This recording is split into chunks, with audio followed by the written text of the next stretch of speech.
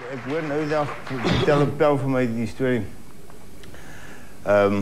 Hy sê die ou het gesê dat vleis se pryse gaan nou so op. Hy sê as vleis se prys nou weer opgaan, dan gaan hy definitief ophou vleis koop. En hy vra vir hom wat gaan jy doen as brandewyn se pryse opgaan? Hy sê gaan ek ook ophou vleis koop.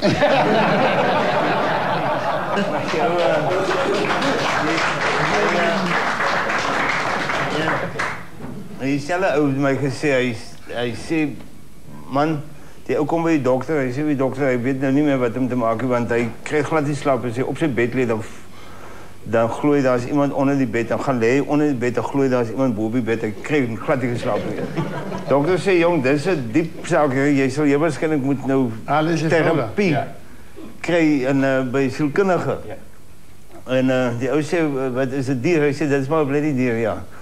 En dit is 'n klomp sessies wat jy sal moet gaan voor. Hy sê, wel dan wil hy 'n bietjie dink eers daaroor en so 'n maand later kry die dokter hom in die straat. Hy sê vir hom, luister, jy het nooit teruggekom na my toe nie.